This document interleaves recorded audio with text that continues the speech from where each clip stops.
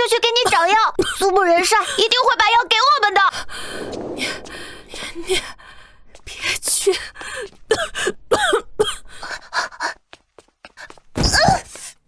好疼！年年，快躲起来！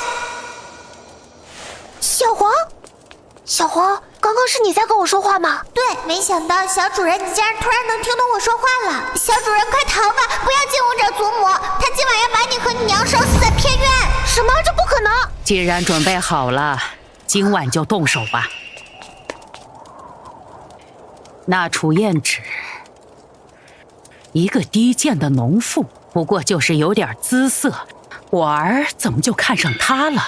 老夫人，您消消气，他们母子俩的好日子今晚就到头了。保证烧得连灰都不剩。等我儿打仗回来，就能安心求娶公主了，这才配得上我们齐家的门第。怎么样？现在相信了吧？再不走就真的来不及了。我信了，小黄，我现在去接我娘，你帮我找条小路，我要带我娘离开齐家，永远都不再回来。好，小主人，你对我有救命之恩，我一定帮你们逃出去。娘，我们快走！祖母要放火烧我们，还说让爹爹打仗回来之后娶公主。年年，真的吗？娘她真的？真的，我听得清清楚楚。这一天，终究还是来了。年年，咱们走。这偌大的齐家，容不下我们娘俩。上嫁7年，婆婆还是容不下我。娘，我们走，以后我替爹爹保护你。好，年年，以后咱们娘俩相依为命。娘，我们先找个郎中给你看病吧。娘，你怎么样？你别吓我呀！年，娘没事。头好烫。小主人，我认识一位老郎中，就在京城外的小村子里，不如去找他吧。真的吗，小黄？那太好了。跟我来。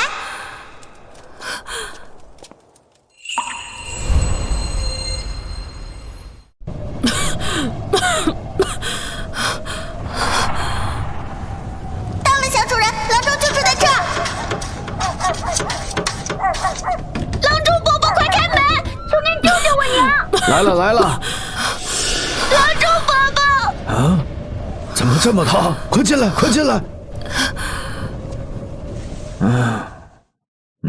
脉象沉细，寒气郁结，是重度风寒呢。郎中伯伯，求求你救救我娘吧！这救倒是能救，只不过我这还差2味药，紫苏和黄麻都是治风寒最好的良药，可这大冬天的根本没有草药可以采啊。年年，我知道哪里有草药，我明天带你过去。我能找到草药，伯伯告诉年年草药长什么样就可以了。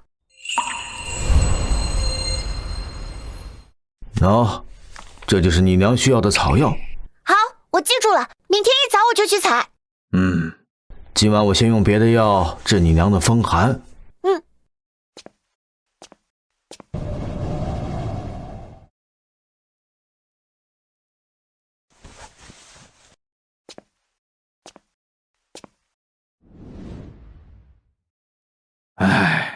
孤儿寡母的也是可怜人啊。天亮了，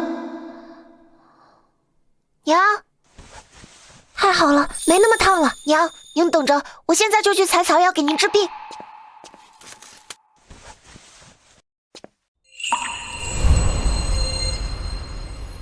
就在前面那片斜坡上，全是紫苏。没错，就是这个。太好了，小黄，多亏有你，我才能在冬天找到草药。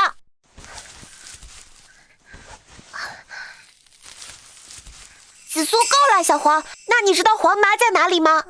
抱歉，这个我是真不知道。在冬天能找到这一种草药已经很不容易了。没有黄麻可怎么办？我能带你们找到黄麻。老虎，年年，你快跑！不用担心，我不吃人。我还是第一次见到能跟动物说话的人类。我没有恶意，只是想交个朋友。真的吗？走吧，我带你们去找黄麻。你！年年不行啊，它可是老虎，太危险了。小黄，我必须采到黄麻，我娘还在等着我的药。老虎先生，我们走吧。那我也去，我陪着你，年年。哦，就在那儿了，你看看是不是黄麻？太好了，真的是黄麻！谢谢你，老虎先生。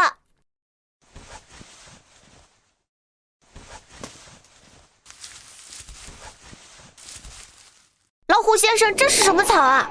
竟长在石缝里，好特别啊！竟然是铁皮石斛，这可是极为稀少的珍贵草药，你真是幸运。既然这么珍贵，那我就一起摘回去吧，说不定郎中伯伯能用上。这下草药就齐了，谢谢你们。要是没有你们，我肯定找不齐这些草药。小事一桩，吾乃此方天地的山神，深山四季皆有药材。看你至纯至善，救母心切，以后就准许你上神山采药。谢谢你啊，山神。吾乃此方天地的山神，以后就准许你上神山采药。谢谢你啊，山神。郎中伯伯，我回来了，紫苏和黄麻我都采到了。真的呀，年年可真是太厉害了，居然能在冬天采到这2种药。娘，你醒了。你娘也是刚刚醒，你把草药给我，我给你娘煎药去。好。对了，郎中伯伯，我还采到了这个，你看有没有用？铁皮石斛有用，太有用了！这可是千金难寻的宝贝啊！对久病体虚、气血不足的人来说，是再好不过的补药。没想到你这孩子竟然能采到，有了它，你娘不仅能够把病治好，还能把亏损的身体给补回来呀！那太好了！娘，您听到了吗？听到了，年年可真是娘的小福星。郎中在家吗？来了。郎中，我家小宝从前天开始发高热，然后身上起了好多的小红点儿，为什么都不吃？这可怎么办啊？莫急，发热起疹也可能是普通风疹或热毒。我先给你抓2副清热退烧、透疹解毒的药回去。你先煎了给他服下，若是不见好，我再去看。好，谢谢郎中。郎中，药喂下去了，可我儿子还是烧得滚烫，一点用都没有，可咋办呢？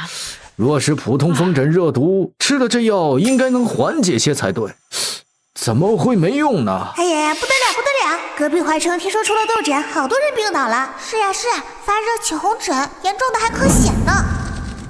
郎中伯伯，你说小弟弟得的不会是痘疹吧？痘疹？我儿子怎么可能得痘疹？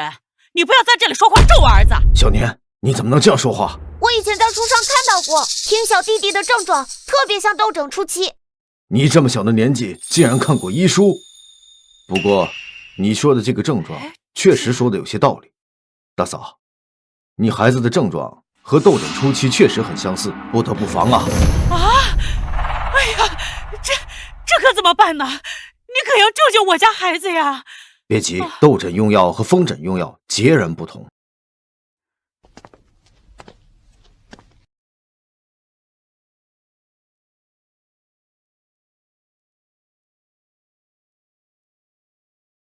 这里面有紫草、大青叶，这是专治痘疹的良药，拿回去给病人服下去，看看效果。好，谢谢郎中，这药要是真的管用，我再来谢你们。年年，没有想到你小小年纪竟然这样机敏，幸亏你提醒了我呀。这是我应该做的，小弟弟没事最好。哎，如果真的是痘疹，那就麻烦了。郎中，哎，小恩人，神了，真神了！昨天你们后来给我加的那副药，回去我喂了孩子，今天早上起了好多了，连身上的红疹也没有新发的了。看来你家孩子得的确实是痘疹啊。小恩人，昨天大婶太急了，错怪你了。要不是因为你，我们家小宝，你真是我们全家的救命恩人呀！不用，小弟弟没事就好。大嫂，孩子见好是大幸，但切不可松懈。痘疹传染速度极强，昨天开的药，全家人都要喝。好，我一定照做。来，回去了。哎，郎中伯伯怎么啦？痘疹出现绝非是小事，痘疹传播速度极强，对草药的消耗极大。可这样的天气，去哪儿能找到那么多的草药？郎中伯伯，我们上山采药吧，我知道哪里有草药。也好，上次你能够采到草药，这次一定也可以。这个事情就交给你了，但是一定要注意安全啊。好，交给我吧。娘需要的草药，我一定也会采回来的。年年真是长大了，是个能依靠的小男子汉了。娘，您在家好好休息，不要再出来着凉了。知道了，真是越来越像个小大人了。郎中伯伯说的紫草和牛蒡子，我找了半天没找到。小黄，你知道这2味药在哪吗？没见过。难不成还要去问老虎先生？但我不知道他住哪儿啊。牛蒡子我知道呀，不过要有2个胡萝卜花。胡萝卜花草药，那太值了！小兔子，你快带我去吧。那你们跟我来吧。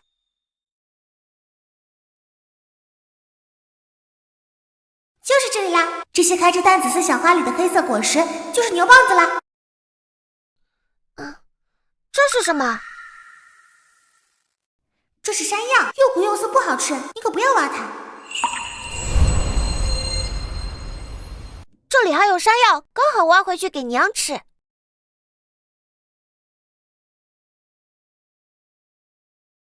原来你需要这个，我家附近很多，我倒是可以带你挖，不过需要萝卜棍才行。好啊，我答应你，我们家就有，跟我来拿吧。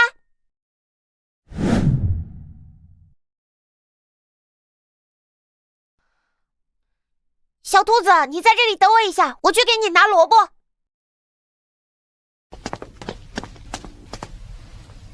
就剩2根了，以后得多买点给小兔子备上。味道不错，我叫白蓉蓉，家就在板蓝根的附近。下次你要来找我，就带着红萝卜来吧。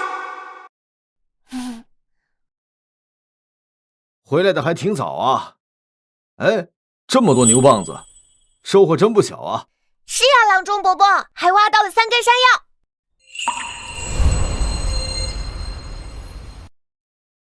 这3根山药个顶个的好，个个都是佳品呐。郎中伯伯，这山药值不少钱吧？这山药拿到镇上的药铺，一个能卖900元，3个可卖不少钱，够一家人的生活费了。年年这么厉害啊！这孩子可厉害了，不仅采药又快又准，还能挖到铁皮石斛和这么好的山药，真是又有福气又有本事啊！娘，山药给你吃，补补身体。年年有孝心是好的，但是你娘已经吃了铁皮石斛，吃山药就多余了，把这个山药卖了，然后换一些银两放到身上傍身也行。小兔子说他附近还有很多山药，以后我就拿胡萝卜跟他换就行了。好啊好啊，等攒够钱了，给娘买大房子住。你这孩子，哎，斗阵来了，看来要有一场硬仗要打了。郎中伯伯，既然确定是斗疹，不如把草药配成专治斗疹的草药包，按包卖给村民，大家用的也都方便。也好，年年，你太机灵了，这个办法确实好啊。那就按你的想法来，我现在就准备油纸和草绳，把草药分装。我也来帮你。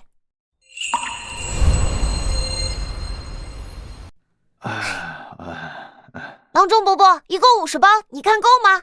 足够了，明天一早咱们就去拿到村口卖，一包就定价30文，赚到的钱咱们俩对半分。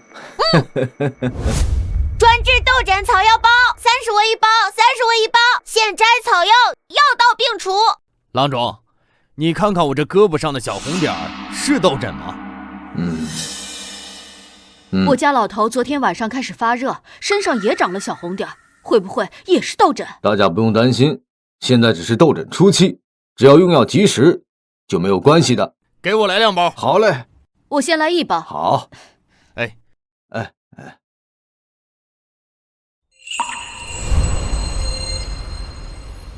这药包里有紫草、大青叶、牛蒡子等药材，只要给病人喝下，药到病除。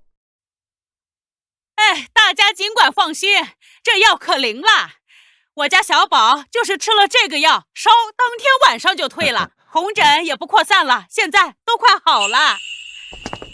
还有多亏这个小恩人呀，提醒我孩子可能得的是痘疹，药给的及时，不然我家小宝就没治了。我以为是郎中发现的，原来是这个小孩子。这都是年年的功劳啊，是年年发现的及时啊。这么厉害呀，小兄弟！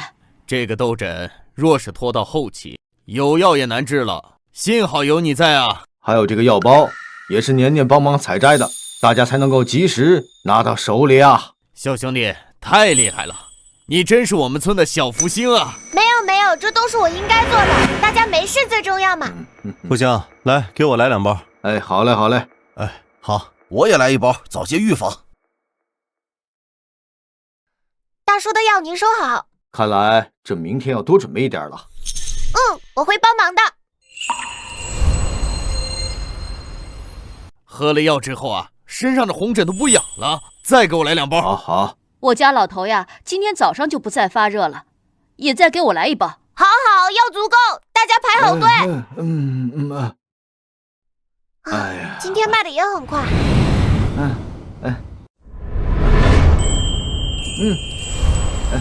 今天竟然还有剩，看来我们快战胜痘疹了。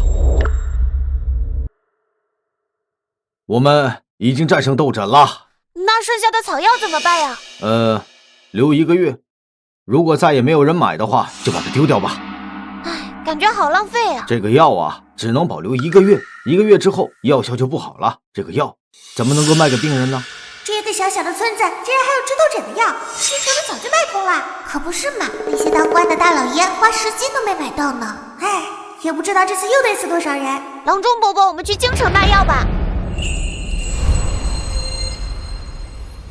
为什么要想着去京城卖药呢？你看我们药效这么好，况且京城人那么多，说不定能卖个好价钱。说的有道理，我也感觉这个病啊是从京城传出来的，那里对药的需求肯定不小。那我们明天就去吧。好，再带上你的山药，京城大人物可不少，说不定咱们能卖个好价钱。但希望不要遇到欺负的人。让你们买个药都买不到，要你们何用？说出去都丢我齐家的人！老夫人，这大冬天的，京城里实在是没有卖治痘疹的药了。老夫人息怒啊！奴婢听说京城外有个小村子，里面好像有卖这种治痘疹药的，而且那边村子里面好像没有1个人得过这种病的。有这等事儿？是，听说那个村子里面有一个郎中带着一个小孩在那里卖药包，药效极好的。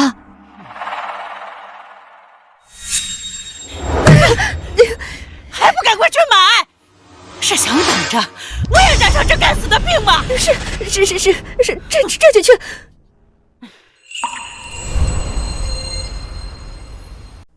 东院那个染了病的杂役处理掉。是。尸体连同他用过的东西一把火烧干净。是，老夫人。等等，跟他接触过所有杂役1个不留。等这阵病过了，府里再招聘新人，手脚利落点，别留画饼。是，老夫人，奴婢这就去办，奴婢一定处理得干干净净。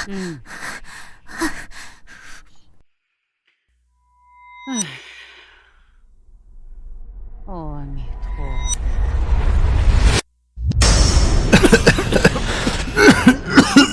郎中伯伯，你看那边有好多人在咳嗽，还捂着脸。看来这京城的痘疹已经发展到中后期了，咱们找个空地赶紧摆好摊子。卖草药喽！专治痘疹的草药包，50文1包，家里有病人的赶紧过来看呐！老郎中，你这药包管用吗？现在镇上号称能治痘疹的方子可多了，别是糊弄人的吧？小兄弟，我这个草药疗效一用便知，我这个可是上等的1等1的好药材啊！叔叔，我们是从岗山村来的，前阵子也有人得痘疹，就是吃这个药包好的，现在村里已经没有人得痘疹了。岗山村竟是那个靠着草药防住了痘疹的村子，竟不是谣传？对，就是我们村，这药方真有用。我也听说了，是就这个药包吧？给我来2包。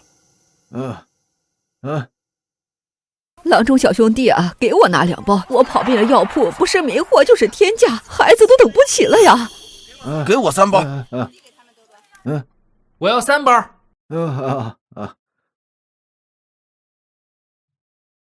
不到半个时辰，这药全都卖完了。连钱都来不及找，有些人放了钱，拿着药包就跑，生怕买不到一样。在这里1天卖的钱，比在村里3天赚的还多。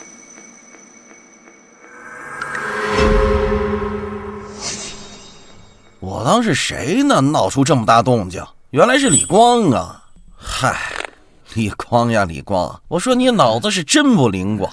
这牛蒡子都120万，你这草药里啊，牛蒡子、紫草、大青叶3个捆起来，也才卖50文钱。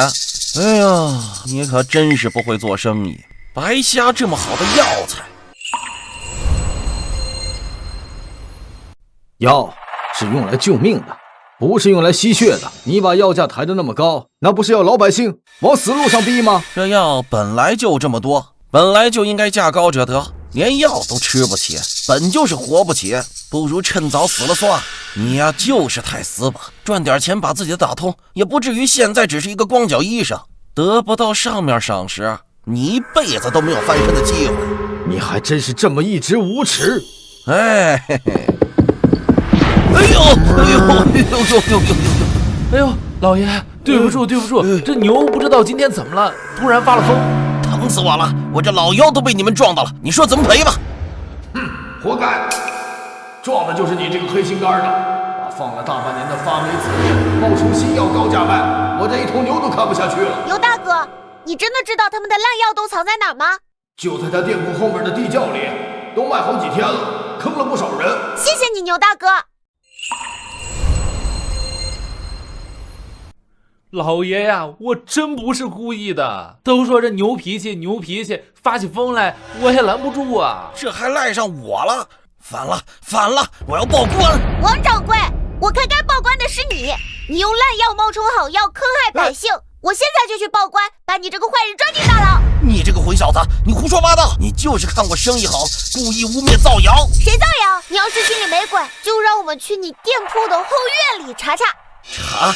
凭什么查我店铺？我看你就是故意想讹我。哎呀，哎呦呦呦呦呦呦！哎呦，是哪个不长眼的呀？撞着我了！妈刚才受惊了，有没有受伤？原来是太守大人的爱马。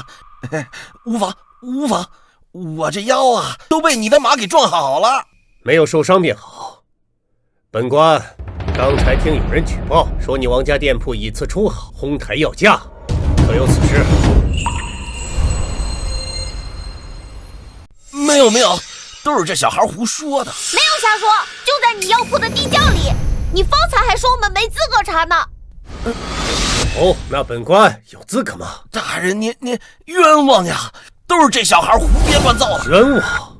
哎，本官昨日差小厮去你店铺中买了3两紫叶，今早服用后便腹泻不止。你说你的药没有问题？药都是良性的，吃了拉肚子是有可能的，我的药绝没问题。王掌柜，你口口声声说没有问题，那可否让本官带人去你铺后院的地窖里查上一查？地窖里都是些药材，没什么可查的。王掌柜心虚了。没有，太守大人要查，那小人带路便是。那便走吧。哎呀，走，我们也去看看去。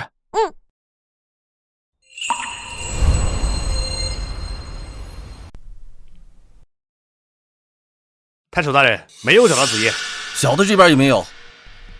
太守大人，近期痘疹盛行，板蓝根早就卖断货了。是呀是呀，大人，改日我们进货了，再请您过来查验。哼，等下次再来，他们肯定早就把发霉的板蓝根换成好的了。有了，小耗子，你知道发霉的板蓝根放在哪儿了吗？当然知道，就放在前厅药柜下面，还什么卖完了，净说瞎话。谢谢你，小耗子。太守大人，他们撒谎，板蓝根根本没有卖完，被王掌柜妻子藏到药柜下面了。哦，可有此事？去前厅药柜下查一下。前厅药柜下面都是些杂货，没什么好查的，没什么好查的。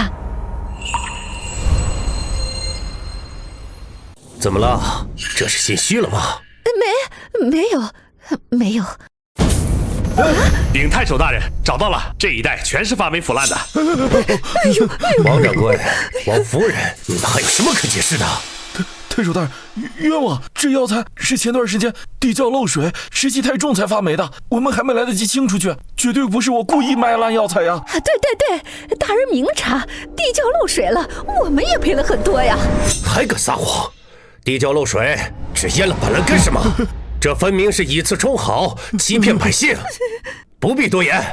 来人，把他们给我拿下，带回府衙，到牢里慢慢解释吧。饶命啊！我再也不敢了。求感恩呐，我们冤枉啊！大人，冤枉呐！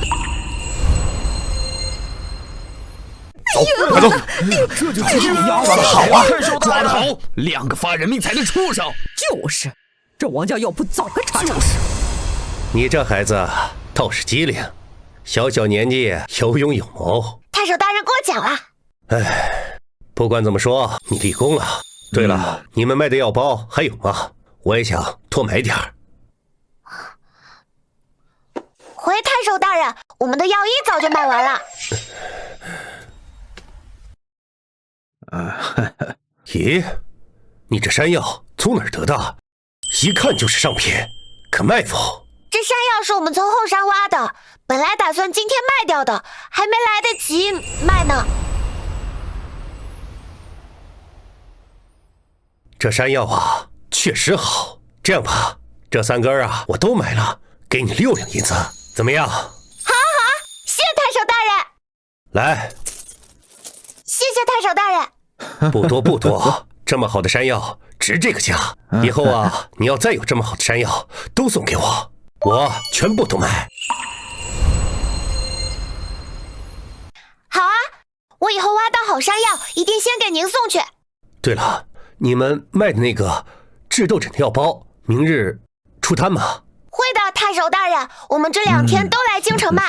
好的，那明天我安排小厮前去多买一些。太守大人，你也别买太多，给百姓们留一些呀。好小子，这才是为百姓的好医生啊！比京城那些坐地起价、只顾敛财的大药铺商人强100倍。都是本分。唉，本分，如今能做到的却不多。这样吧，今日你们也辛苦了，早点回去休息。谢太守大人。走了。卖萝卜喽！新鲜的大萝卜，来看一看。既然太守大人需要山药，不如买些萝卜跟小兔子换些。老板，这萝卜我全要了，麻烦您帮我装到竹筐里来。哎，好。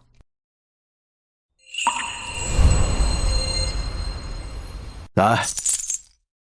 哎，年年，你要这么多萝卜干什么？我要拿来送朋友。哎呀，真是越来越搞不懂你们这些小孩子了，送礼物竟然送萝卜。走了，回家。好，慢走啊。哎呦，年年、李郎中，你们可回来了。大嫂，有什么事儿吗？今天下午村口来了个人，穿着啊，那一看就是大户人家的，还坐马车呢。他们指名道姓的说要找你们，说是要买药。找我们买药？对呀，那个人说自己是从祈福来的，专门来买治痘疹的药包。哎呦，那口气大的哟，说钱不是问题，只要药好，300两银子都出得起。祈福？该不会是那个定北齐老将军的府上吧？哎呦，那可是个了不得的人家。大娘，那您是怎么跟他说的？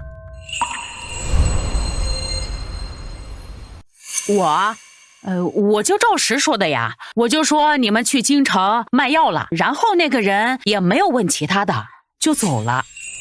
我知道了，大娘，谢谢您。哎呦，这算什么事儿？谢什么？我就是在这碰上你们，跟你们说一声。好，行了，没啥事儿，我回家做饭了。年年，我记得你应该姓齐，对不对？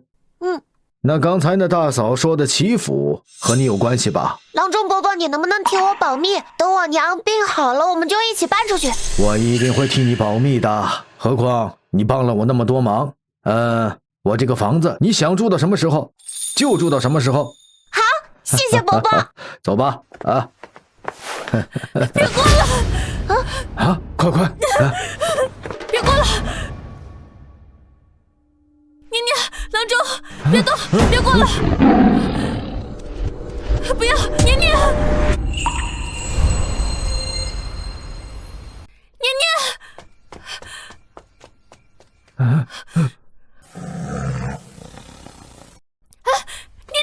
年年，老虎先生，你怎么来了？我来找你啊，小不点儿。年年，你在跟他说话？这是怎么回事？娘，伯伯，你们别怕，老虎先生是我的朋友，不会伤害我们的。朋友？年年，那可是老虎。是真的，娘。那天我在祖母门口摔了一跤，就突然能听懂动物们说话了，所以我和他们就成了朋友。竟然有此事！年年，今天来找你也是给你介绍新朋友的。新朋友？小子，看这边。新朋友就是老夫。老鹰先生，你好啊，我叫齐年。还真有能听懂我们说话的人类小鬼，老夫活了这么久，还是头一回见。那我们现在是朋友了，老鹰先生。有趣，既然有缘，便送你个小礼物。这种子叫玉米，是我从很远的大陆那边带回来的，好结果，吃着香，产量高。你把它种出来，不愁卖不上钱。谢谢你，老鹰先生，我一定会把它给好好种出来的。好好种，我还会再来看的。老虎，走了。我也会常来看你的，年年，你没事吧？原来真的有能跟动物对话的能力。年年，你这个本事太了不得了。年年，刚才那老鹰给了你什么呀？说是一种叫玉米的种子，好结果，吃着香，产量高，让我们试种一下。哦，竟然有这种作物。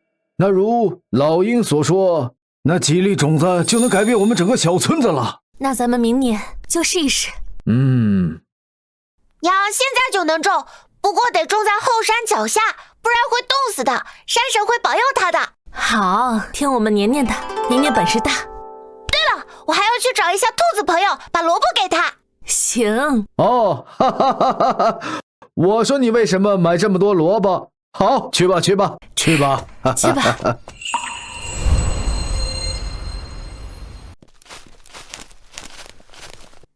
白蓉蓉，我来了，我给你带了好多萝卜呢。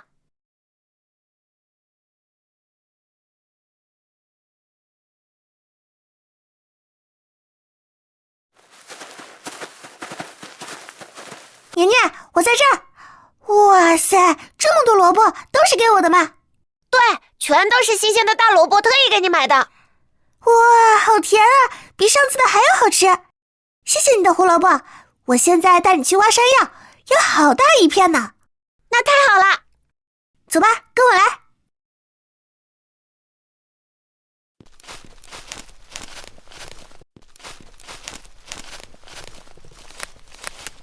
那就是这里了，这下面就是山药。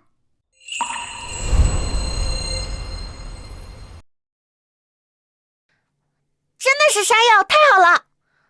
那我就开始挖了。哎呀，这么多，能卖好多钱。这东西山里的小动物都不乐意吃，你们人类可真奇怪，还要花钱买。若是你以后再找到山药，就来告诉我，我以后还拿胡萝卜跟你换。好呀，一言为定。明天太守的小厮来买药，那把这些山药也带过去吧，应该能卖上不错的价钱。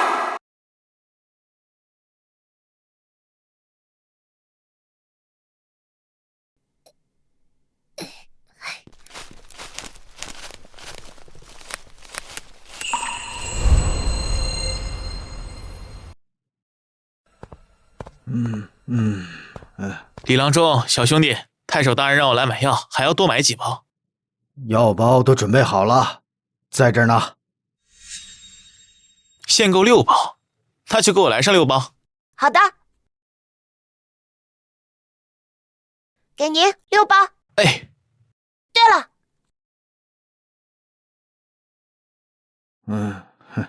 这些是昨天刚挖的，你问问太守的人还要山药吗？山药这么多，品相还这么好，都是你们挖的吗？先给我来上2根，我带回去给太守大人瞧瞧。好的，谢谢你。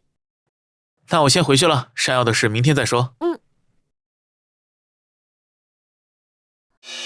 快！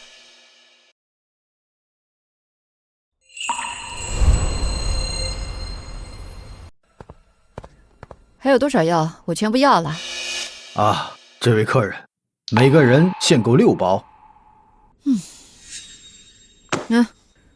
100两够不够？全部给我。哎，这个不是钱不钱的事儿，这个药是拿来救命的，希望有更多人能够用到这个药，所以说按规矩，每个人只能购买6包。你知道我是谁吗？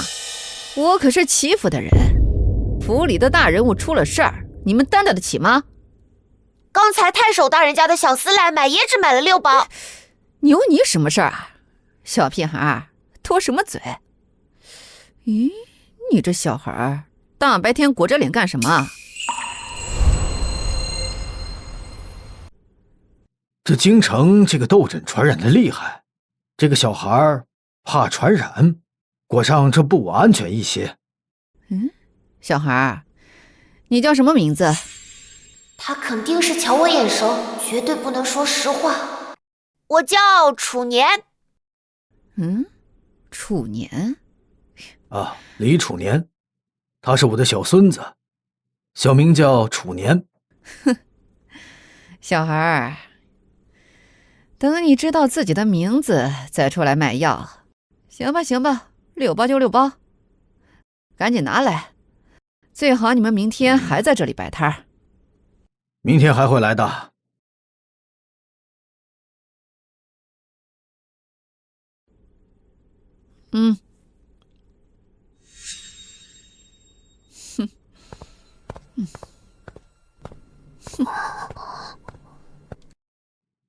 你没事吧，年年？不，我没事。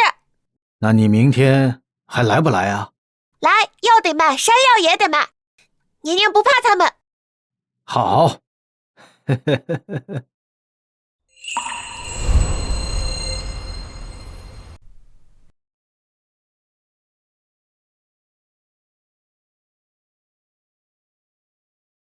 你们是来买药的吗？今天的药包刚摆好。李郎中，小先生，别摆摊了，圣上要召见你们。啊，圣上？圣上要召见我们？正是，我家大人昨日将2位的药呈给了圣上，圣上对2位十分感兴趣，特命我等即刻接2位入宫觐见。马车已备好，2位请快随我来吧。好，让我们收拾一下东西啊！我来。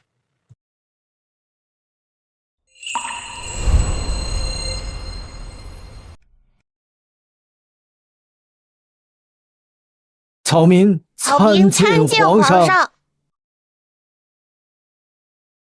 平身吧。谢皇上。谢皇上。赐座。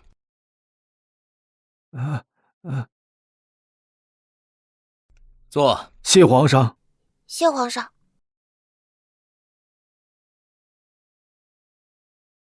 昨日太守呈上的药包，朕看了，配伍得当，药材新鲜，还分装成包。此法是谁想出来的？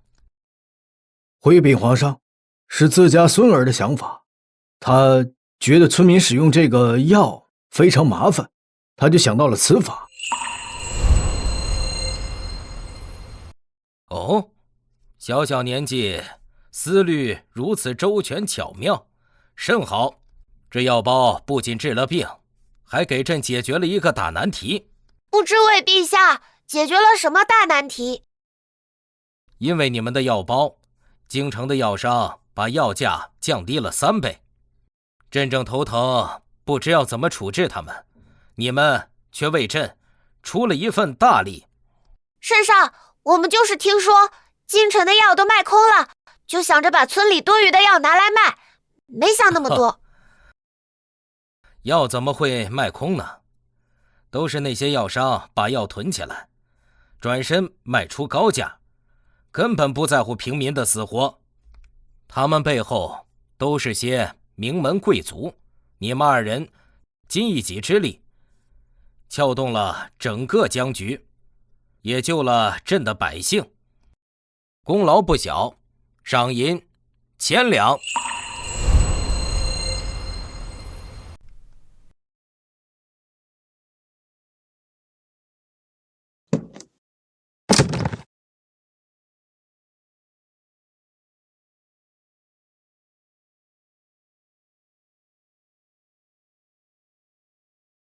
谢皇上隆恩，吾皇万岁万岁万万岁！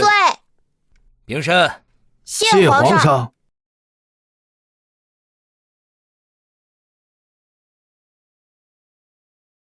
赏银是你们应得的，不过朕今日召你们来是有另事相商。京城药市之乱，朕想开一个官办的药铺，平价售药，以正市场，惠泽万民。药铺筹备和经营就交由你2位来负责。陛下，草民不过是一介村野郎中，知识浅薄，何德何能够担此重任？只怕李光不必过谦，你的本事朕知道。你曾经师出太医院，这个本领还是有的。父皇，抛开李光不说，这一个小孩又怎么能胜任呢？好疼，我被蛇咬了啊，好疼！瑞丰今日怎么如此狂躁？陛下恕罪，奴才这就把他带走。且慢，别过去！他狂叫是疼的，他被蛇咬了，现在不能贸然靠近，可能会被蛇袭击。蛇？御花园里何来的蛇呀？陛下请看，他后腿不敢用力，还对着草丛一直狂叫，肯定是被蛇咬了。有道理。蛇怕雄黄，取雄黄粉来，在周围的草丛石缝里撒满雄黄粉，就能把蛇给逼出来。快去取雄黄粉！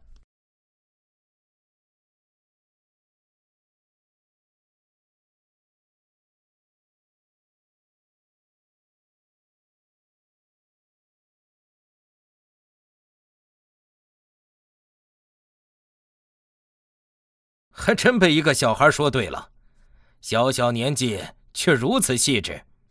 陛下，这狗后腿的牙痕不太像是有毒的样子，清洗干净，上一些消炎止血的药，静养几日就好了。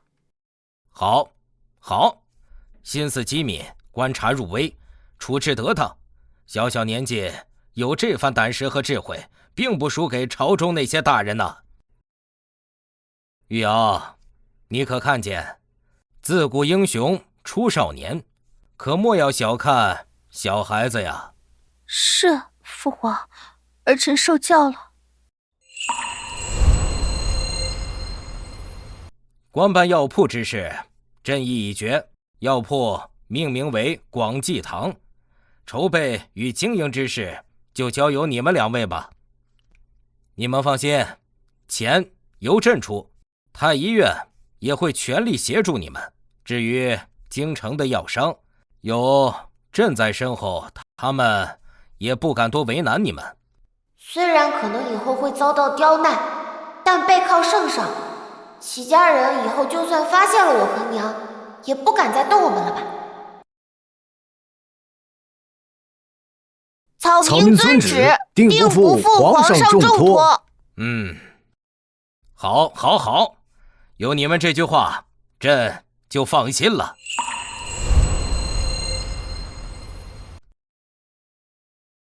尝尝御膳房的手艺，你们也累了。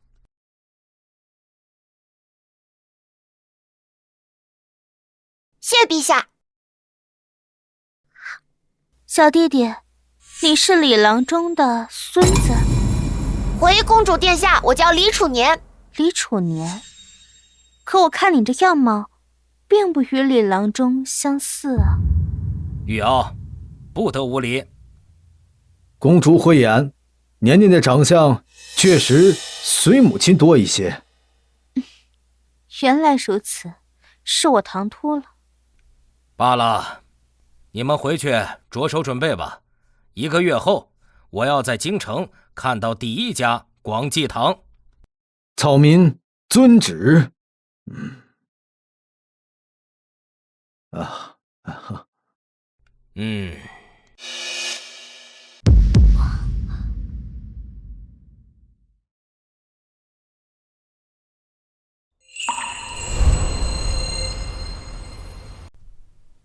今日我们广济堂开业大吉，不求金玉满堂，只求悬壶济世。请大家进店选购。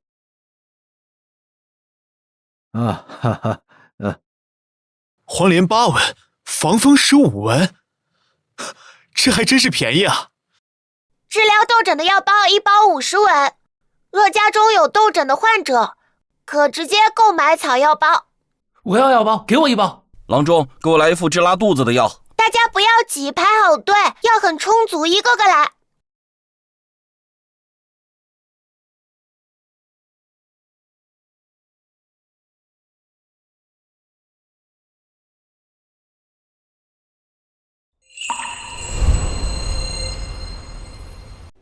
钱老板，你看看，这广济堂一开，把咱们的活路都给断了呀！哎，我这也是一上午连一个抓药的都没有。老钱，就这么认了？2个乡巴佬而已，要不然找人给他立立规矩。哎呦，我的赵老板，你疯了！给他立规矩，知不知道他背后站着的是谁？谁？一个村夫带个小孩而已，还有谁？你糊涂吧？是那位。你没看见街道上有衙役在巡逻？哪个铺子有这待遇？这难道是圣意所属？千真万确。要我说呀，现在赶紧低价清库存，把药卖给广济堂，拿回本钱，看看能不能做点其他营生吧。对。哎，以后这京城的药市不是咱这小鱼小虾能掺和的喽。对呀。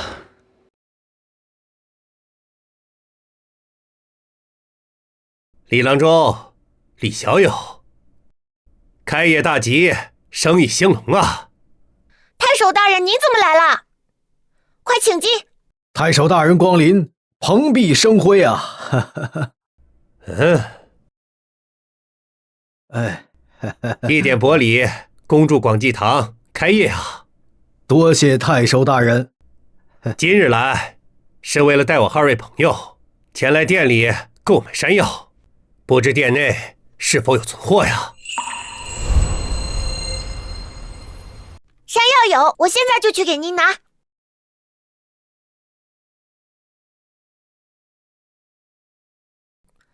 太守大人，您看这些行吗？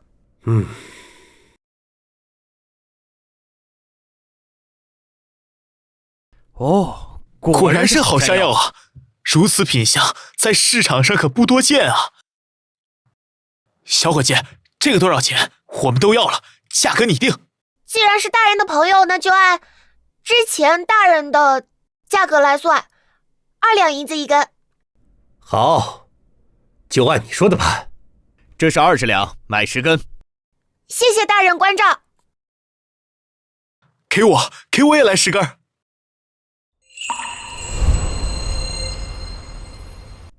这是20两，买10根。谢谢大人关照。给我也来10根。小友，我们就先回去了。好，我送送各位大人。哎呦，还活着？怎么还活着？哎呦，老夫人，快去告诉老夫人！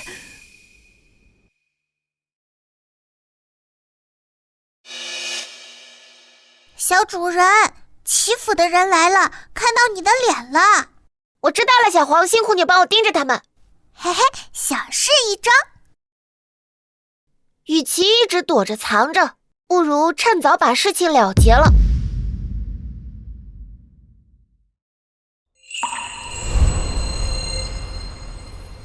什么？那个小杂种居然没死！我就说那场火蹊跷，怎么可能连一具焦尸、一块骨头都没找到？这就是你给我保证的万无一失？那两个贱人竟然逃了，还让他们在天子脚下开启了药铺，风光起来了。老夫人息怒，老夫人息怒呀！都是奴婢办事不力，奴婢该死。老夫人，求你给奴婢一次机会，奴婢一定去杀了他们。废物！你可知道广济堂背后站着的是谁？是圣上，是皇上亲自下旨让他们开的。你想害死我吗？现在全京城的人都知道他们得了圣眷，我们现在动手，岂不是自寻死路吗？奴婢不敢，奴婢不敢，老夫人。罢了，现在硬来是行不通了。算那两个贱人命大。渊儿，快回来了，不能让渊儿知道他们还活着。去给我找到楚胭脂那个贱人，想办法让他签下和离书，逼他离开齐家，与渊儿再无瓜葛。是，老夫人，奴婢这就去办。快走！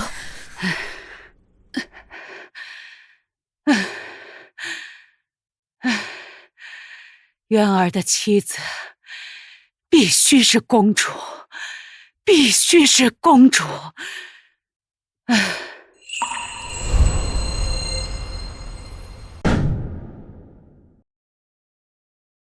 是齐年吗？老夫人有事相告，还请移步。不去，万一我跟你走了，你把我杀了怎么办？有什么事就在这儿说。行，老夫人念在旧情，肯给你娘楚胭脂一条体面的出路。这是一份和离书，你娘只要签了它，宣布和齐小将军从此恩断义绝，男婚女嫁各不相干，老夫人就不再追究你们私自出府败坏门风的责任了。签和离书？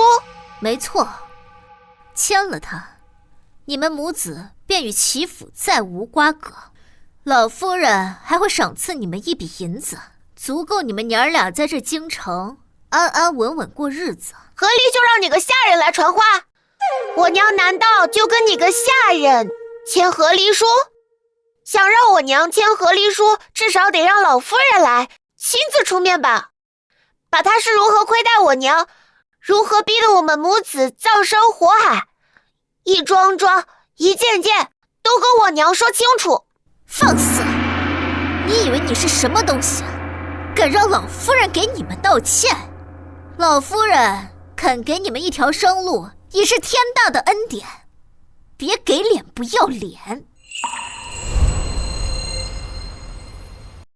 那好吧，那我就只好把这件事告诉圣上，说道，请他老人家来评评理了。你敢威胁老夫人？他都敢杀血亲，我为什么不敢呀？况且不是威胁，是讲道理。和离可以，但必须堂堂正正的，该有的交代，媳妇一样不能少。好一个伶牙俐齿的小子！你的话我会一字不漏地转达给老夫人。哼！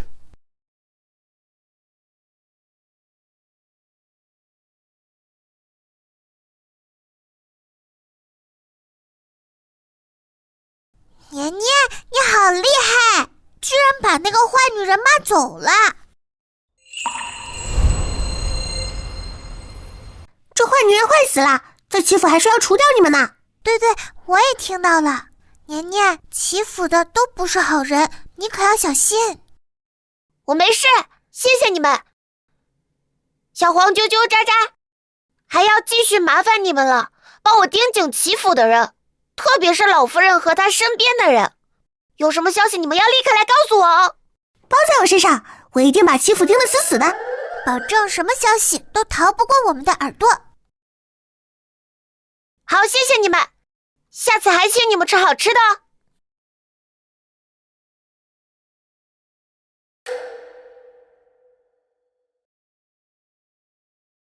年年，小黄，让你们久等了。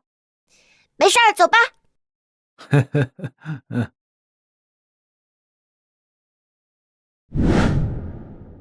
年年，李郎中忙着呢，快来。娘，你怎么来啦？这玉米长成了，带来给你们尝尝，也让大家伙品鉴品鉴。这个是生的，这个呢是熟的，都可以吃，你尝尝。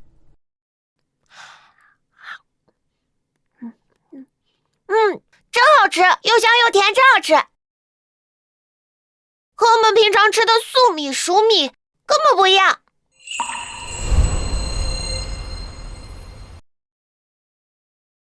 这是什么好东西？玉米，伯伯尝尝。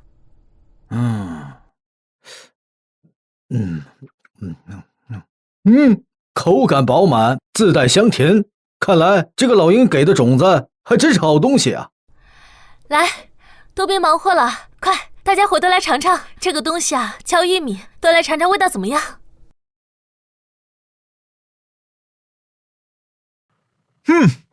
真不错，还没吃过这么好吃的东西呢。小娘子，你这东西怎么种的？麻烦不？挺软和的，甜丝丝的，家里的老人也能咬得动，真是个好东西。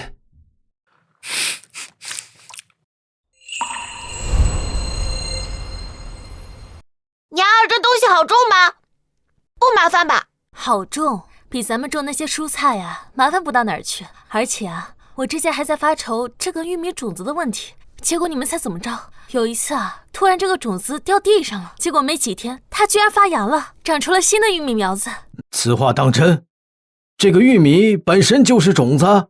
千真万确。而且啊，我已经把这玉米分给了村里的几户人家，让他们试种，估摸着再过个2-3个月，就可以收获一批新的玉米了。娘，你说的是真的吗？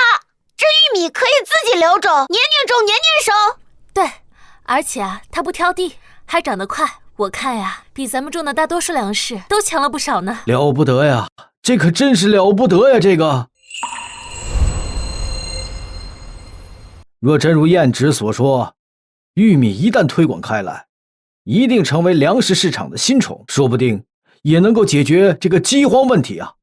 自己就能留种，那以后岂不是买一次就不用再买了？这个听着是桩好生意啊！小娘子，你看能不能卖我一根生玉米，我出10文钱。15？楚娘子，小公子，老夫人醉香楼天字号雅间有请，请楚娘子、小公子前往一叙。好，有些事情也是时候说清楚了。走吧，走吧。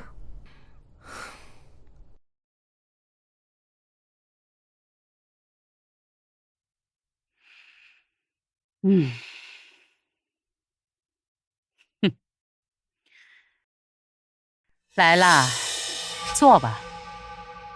今天的席面是醉香楼的招牌，你若不入齐家的门，估计这辈子也见不着，最后再沾沾齐家的光吧。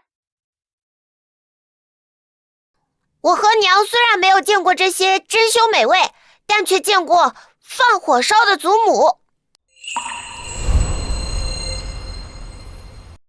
哼！楚燕芷，这就是你养的好儿子，目无尊长，牙尖嘴利，毫无教养。老夫人息怒，妾身愚钝，只教会了年年施恩图报、明辨是非，未曾教过他如何面慈心狠，更不能培养出他对自己的家人放火灭口的能力。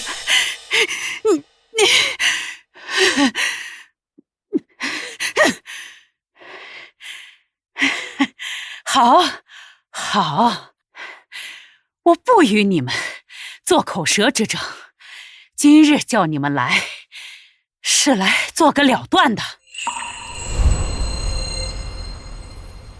今日叫你们来，是来做个了断的。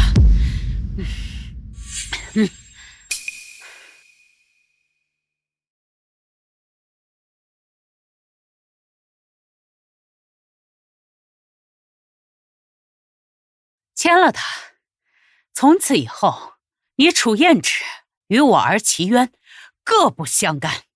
我再给你们100两银子，足够你们安稳的生活了。签了，拿了钱，永远别再出现在齐家人面前。银两我们不许。200两。你说什么？我说200两，有钱不要是王八。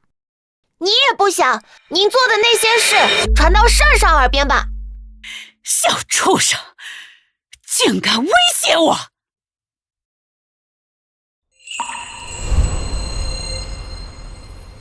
祖母，时间不早了，我还要回广济堂照顾病人呢。200两到底行不行啊？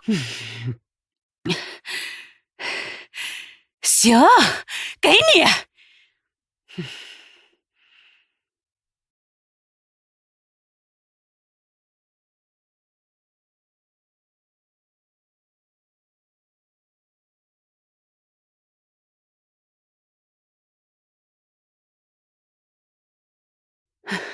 拿了你的卖身钱，滚！从今往后，办好你的李楚年。若是让我再知道你们在外面胡言乱语，祖母放心，我们和齐府从此陌路。年年，我们走。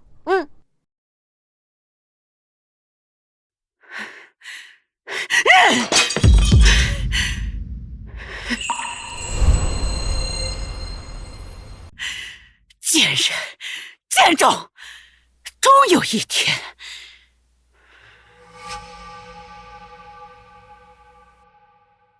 哟，何事让齐老夫人如此动怒？老身叩见公主殿下，一些家事污了公主的眼，老夫人不必多礼，也无需解释。没想到老夫人如此心善。可老夫人善良遇见贱骨头，只会让他们蹬鼻子上脸。那依公主的意思是，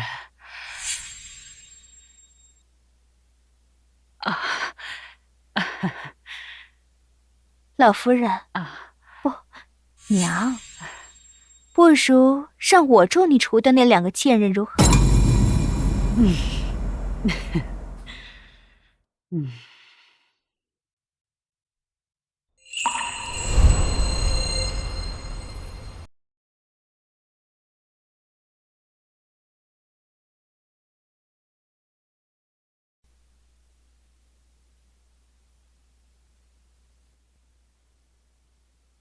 齐安，你只能是我的，任何挡路的人都该被清理干净。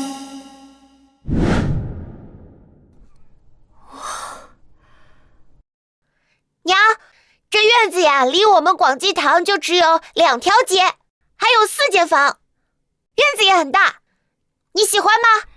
喜欢，娘当然喜欢。年年，这院子可真好，娘从来没想过，咱们两个还能有这样好的住处。也给小黄弄了个窝，木头做的可结实了。谢谢年年，年年真好。谢谢年年，年年真好。哦，对了，娘，今天我让郎中伯伯帮你买了3亩地，这是地契，您拿着，可以在那里种玉米，如果累了就可以雇2个人帮忙种。年年，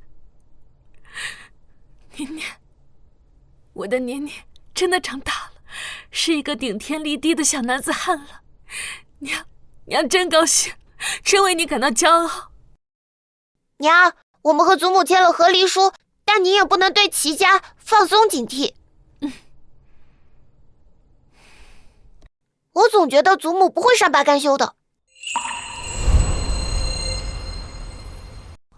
我明白，他那人心思歹毒，睚眦必报，估计得等到你爹娶了公主才会放过我们。娘，您别太担心，我让小黄和小麻雀监视着他们，有什么消息他们会及时告诉我们的。这么厉害啊！行，娘听你的。谢谢你啊，小黄。从今以后，咱们娘俩呀，靠自己，把日子过得红红火火的。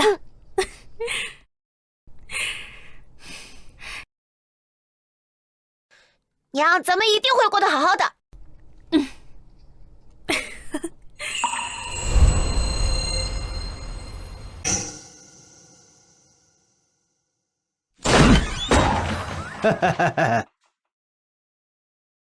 赵老板，这日子到了，欠的300多两银子连本带利该还了。几位爷，几位爷行行好，行行好，再宽限我几天。您瞧瞧我这铺子，这货都烂在这儿了，就是没人买啊。你少废话，上次都说宽限，这都第几次了？今天不拿钱，就拿这破铺子抵债。哼，我能怎么办呢？啊，我囤了那么多药，花了那么多本钱，好不容易盼来一场斗诊这场大病，结果都怪这该死的广济堂啊，把我的药都砸在手里了。我也想还的，但是我没办法呀，你们把我打死，我也变不出来钱呀。呸！妈的啊！给我这哭穷的是不是？打一顿就有钱了。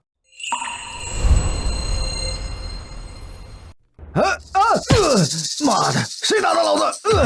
谁呀？敢打我大哥，跟他们拼了！你们给我等着！你等着！你们是？我是谁不重要，你只要知道，我跟你一样是痛恨广济堂的人。哼，赵老板，你想让广济堂消失吗？想，我当然想啊。可是咱平民百姓怎么能跟天家斗啊？这小人方才不知大人身份，多有得罪，大人有何吩咐，小人一定照办。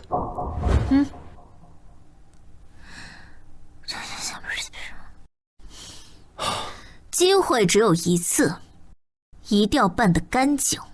事成之后，少不了你的好处啊。大人放心，小人一定办得漂漂亮亮的，绝不会连累大人。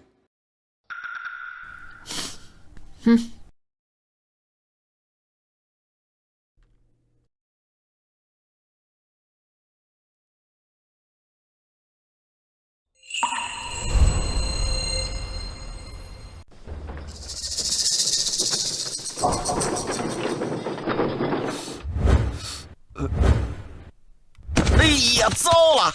完了！这运往广济堂的货全撒了，这尾款还没付呢，搞砸了！我这怎么给广济堂交代呀？哎呦！嚯，这药烂成这样，还能吃吗？他刚才说这是要运到广济堂的货，难道这批烂药是广济堂要卖的？怪不得我说呢，这广济堂最近给咱卖那种烂草药熬成的水，还说是为了造福百姓，合着是用这烂叶子熬出来的草水。亏我们这么相信他，竟然拿这种烂药糊弄人。找他们去，找广济堂的人出来给个说法。李小哥，李郎中，你来看看，这车夫说这烂药是给你们广济堂送的。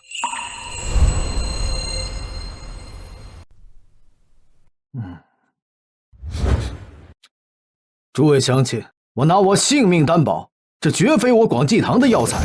我广济堂的药材每个月都是由药商供应的，绝不会用如此害人的东西。李郎中，李小哥，你们可不能睁着眼说瞎话呀！这就是你们铺子定的，我现在搞砸了，你们还赖账了，这尾款你必须照付。这位大哥，你确定这些药是我们广济堂订的？这都是你们订的，我给你送来了，我可不能白跑腿。好，那我问你，我们广济堂用的是何种药材？数量多少？单价多少？可有凭据？我那么多货，那么多数目，我哪能记得清楚啊？老板让我运来的，说是广济堂的，我就是个拉货的。行，既然你一口咬定是我的货，那我们得先验验货。卸车吧。哎呀，卸就卸，大家伙都看着呢。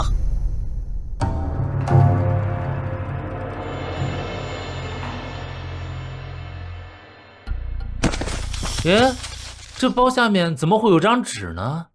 坏了，这单子怎么在这儿？今收到赵氏药铺预付定金50两，订购如下药材：紫叶200斤，陈皮150斤，黄芪100斤，合计款项落款赵记药铺赵有才。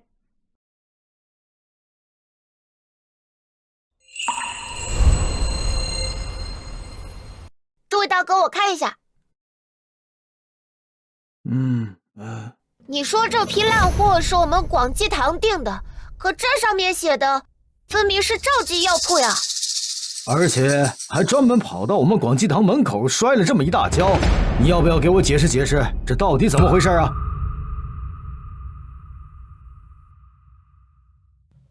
你看，那是不是赵记药铺老板？他鬼鬼祟祟在干嘛呢？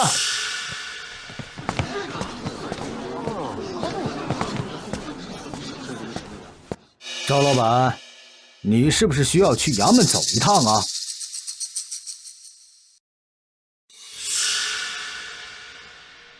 是何人报的官呀？是我报的官。此人运送一车烂草药，栽赃说是我们广济堂的，但从他车上翻出来的写的是赵氏药铺，请官爷明察。订单是我发现的，我也能作证。我们都能作证。人证物证俱全，带走。官爷，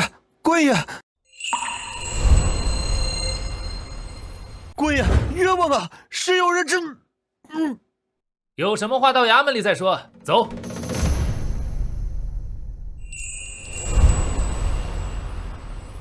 今天多亏了你们啊！没想到公主竟然和齐家联手了，还用了这么阴险的招数。年年不用谢，是我们应该做的。还要谢谢小辉，趁他们装车，把那张单子塞进了夹层里。要是真让他们得逞，怕是要完了。小意思，这想害年年没门。不好啦，年年，那个车夫和他老板吃一顿饭被毒死了。什么？这是被灭口了，死无对证。公主这是急了，他们接下来肯定会更加的不择手段。年年别担心，有我们盯着呢。我还找了其他伙伴帮忙，有不好的消息一定第一时间通知你。对呀，年年，你别担心。希望不要再出什么幺蛾子了吧。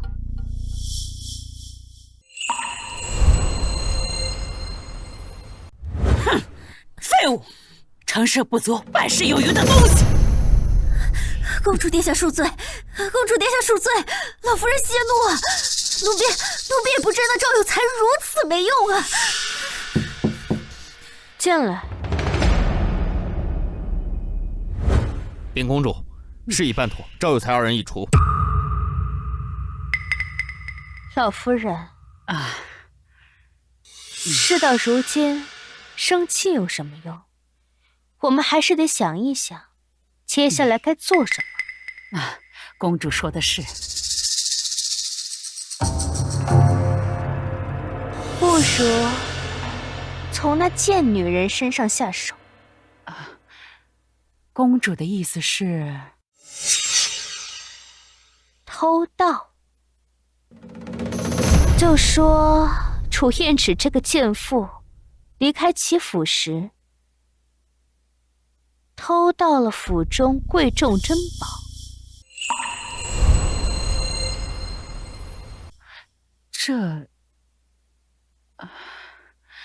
这口说无凭啊，公主。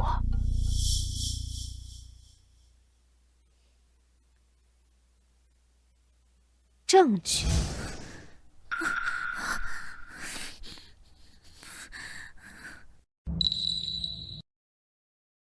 证据现场做就是。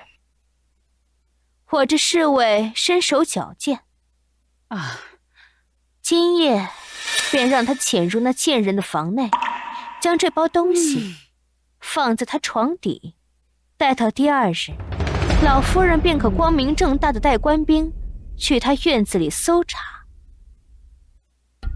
到时神赃并获，证据确凿，众目睽睽之下，他还敢狡辩不成？好主意，真是好主意。公主殿下，还是公主殿下思虑周全。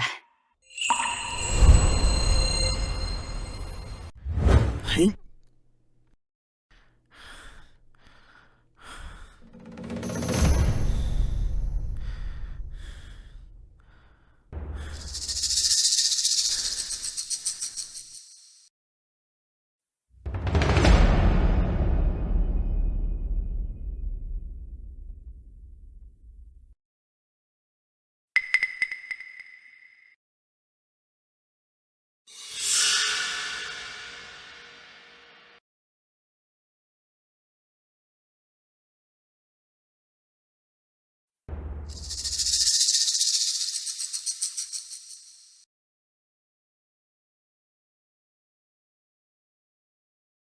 啊！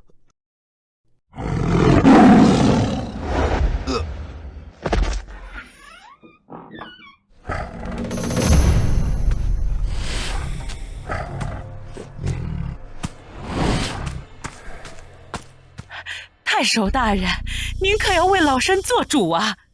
我家传的翡翠镯子被楚院指那贱人偷走了，他不满签了和离书，偷到我齐家财物。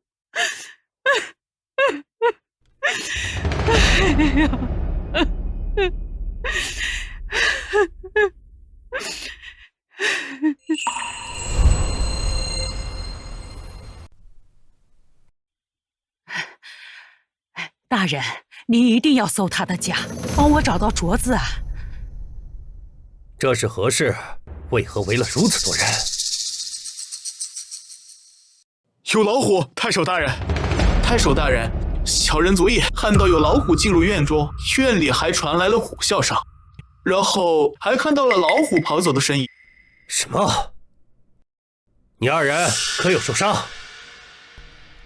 太守大人，妾身昨日因与您儿上山采草药，宿在冈山村中，今日方回，尚未入院。幸亏昨夜我和娘没有回来，否则就危险了。可不是，我夜里还听见了有人的惨叫声。哎，楚娘子，你们昨夜不在家，那我听到的惨叫声是谁的？你二人带刀进去，仔细搜查，务必小心。是。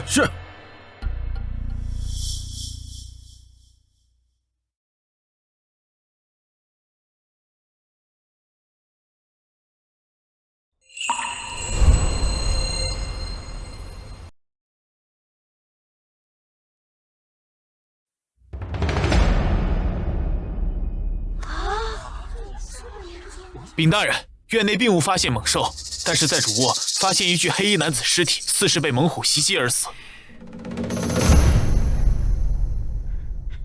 然真的有老虎！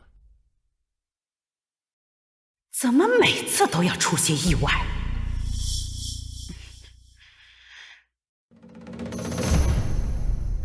太守大人，别管老虎的事了，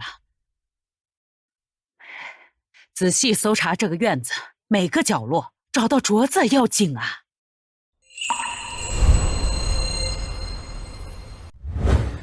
老夫人，眼下出了人命，又是猛兽伤人，此事非同小可。您镯子的事，稍后再议。大人，人命自是大事，可是盗窃御赐之物也是重罪，更何况这可是我齐家的传家宝啊！太守大人，既然老夫人怀疑，那便搜吧，搜过之后也好还我一个清白。娘，无妨，身正不怕影子斜。也罢，来人，搜院。遵命。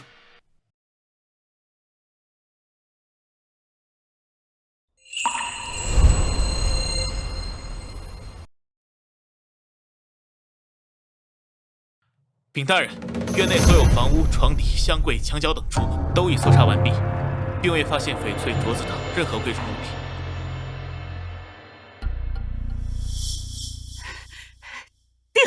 定是被这个小偷偷走了。看他这身装扮，一看就是贼人，说不定就是他潜入院中，偷走了那镯子，结果被虎所杀。大人，快搜搜这个贼人！检查尸体。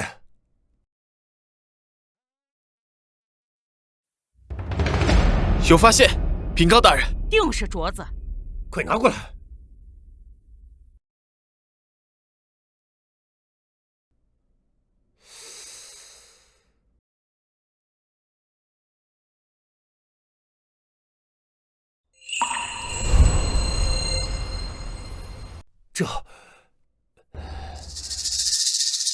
这是公主的贴身令牌，此人并非寻常贼人，是公主府侍卫。公主的侍卫，她半夜来楚娘子的院楼干什么？还穿着夜行衣。夜里还穿成这样，肯定不是干好事儿。诸位，城中猛虎伤人，公主侍卫夜访民宅，两件事非同小可。本官要即刻入宫禀明圣上，定会给各位一个交代。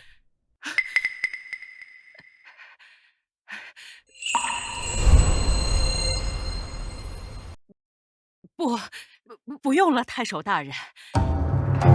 老身忽然想起，那镯子许是我放在哪个角落忘记了，此事不必再查，不必惊动圣上。这就不搜了？刚才不还说是传家宝呢？非要搜吗？就是。嗨，看到一牵扯到公主就怕了呗。这老太太心里啊，肯定有鬼。老夫人，诧异，你的镯子要查，侍卫的事也要查，这关乎着京城的治安。大人，我不必多言，将尸体妥善安置。你二人随我即刻入宫。是。完了，这下完了。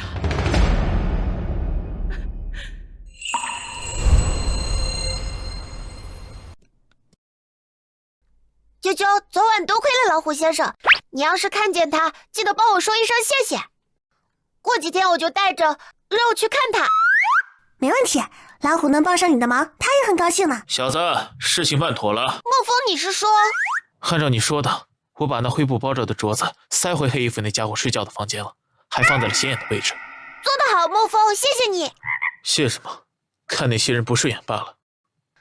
他们想用赃物来栽赃我娘，那我们就再把赃物给塞回去，这下可有好戏看了。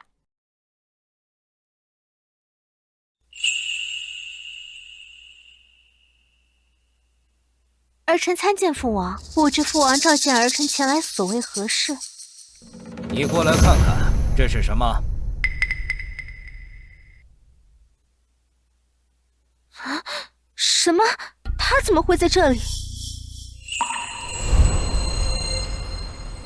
是啊，朕也想知道，朕送给你16岁的生辰礼为什么会出现在一个侍卫的房间，又怎么忽然会变成齐老夫人口中的失窃的传家宝？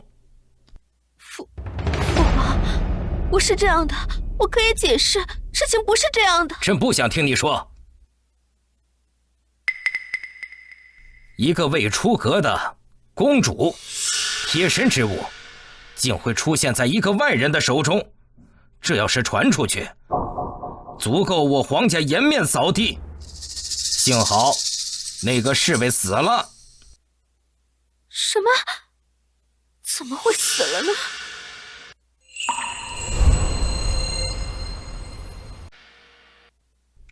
你和齐老夫人干的那些上不得台面的事儿，朕暂且不深究。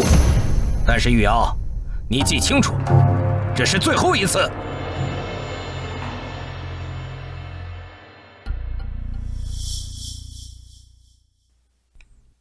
今天下午，齐渊就抵京了。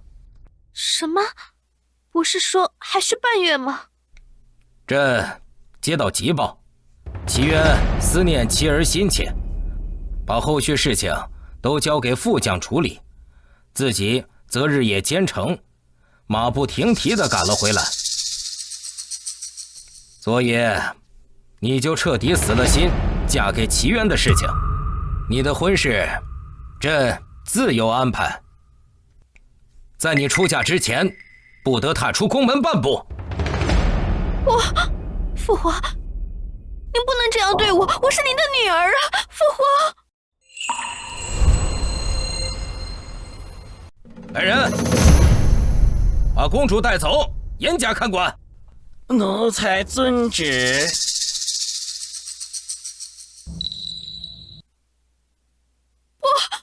父皇，父皇，求你开恩！父皇，我是你的女儿啊！父皇，你不能这么对我！娘儿，你快看，咱们这玉米长得多喜人，刚有壮实，这果实也沉甸甸的。怪不得小黄刚才那么激动，硬把我从广济堂拉出来，一路跑到了这里。原来是大丰收了。娘娘，你看，好多，香香的。是啊，这明年呀，咱们就有足够的种子分给村民们试种了。太好了，娘，咱们先拉走一些，去集市上卖，一定能卖个好价钱。娘娘，这是什么好东西啊？闻着甜甜的，跟我们平时吃的谷子不一样。这叫玉米啾啾，如果你们喜欢的话，可以常来。要是你能帮我们捉地里的害虫，每个人都可以分到5个玉米棒子，怎么样？真的吗？真的吗？好呀，好呀，抓虫子我们在行，这就去地里看看。娘娘，你看，土下面有东西在动。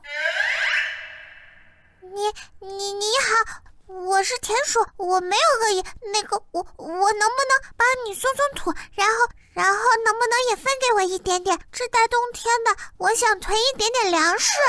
当然可以啊，松土对玉米生长确实有好处。不只是你，如果你的朋友也能来帮忙，等收获了也能分到1个玉米棒子。太好了，谢谢你，你真是个好人类。我这就去叫我的朋友，我们一定好好干活。娘，你看，我拿海来小动物帮忙，我们可是独一份儿。是啊，有了这些小帮手，咱们的玉米肯定会越长越好的。楚娘子，楚娘子，年年，出事了，齐渊回来了。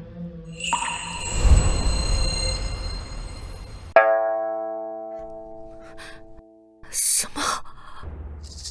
这么快？这不是刚打胜仗的消息刚传出来吗？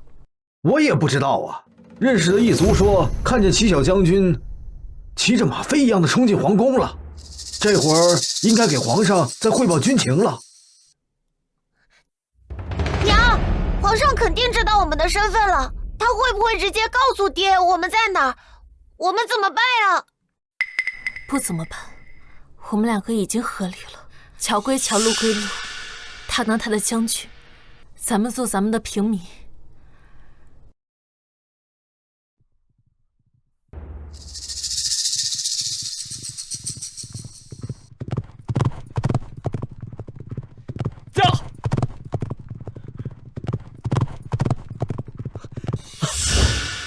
我的儿子，我的娘儿，都长这么高了，爹想死你了。爹，娘子，胭脂，我回来了，终于回来了。你放开！你干什么？放开我！咱们两个已经和离了。什么意思啊？什么和离？我怎么不知道？谁他娘的准和离啊？你自己去问问你娘。总之，咱们两个已经不是夫妻了。娘儿，你娘说的都是真的吗？爹，是真的，是祖母逼娘签了和离书，你们真的已经和离了。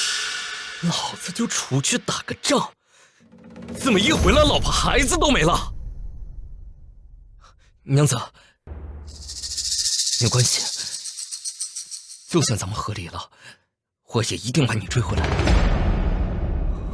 等着，我一定问清楚。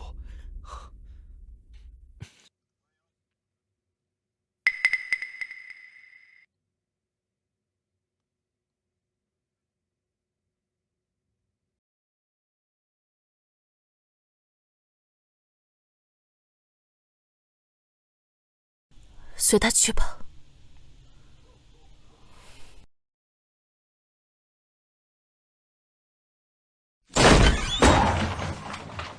娘，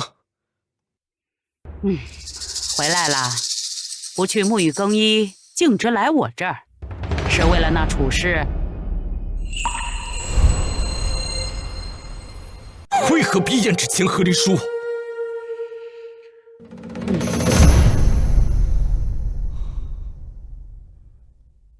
为何？哼，那个农妇除了一张脸还有什么？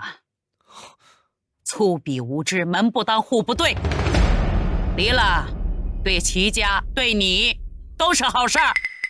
她是我明媒正娶的妻子，是年儿的娘。哼，妻子？你现在是打了胜仗的将军，胜券正龙。你的妻子须得是配得上你的身份，能助你仕途的人。玉瑶自幼与你相识，一直倾心于你，那才是良配。我对公主并无非分之想。地位、权势、荣耀，那才是实实在在的东西。那个女人，她能给你什么？地位、权势。您当年下嫁给我爹的时候，她也只不过是军中的一个无名小卒。外祖父身为朝廷重臣，您这位千金小姐怎就不嫌她地位？那能一样吗？我这辈子只认胭脂一个女人，您同意也罢，不同意也罢，我不久之后自会将她重新迎回齐家。齐月，你给我站住！你若执意与那贱妇纠缠，就别认我这个当娘的。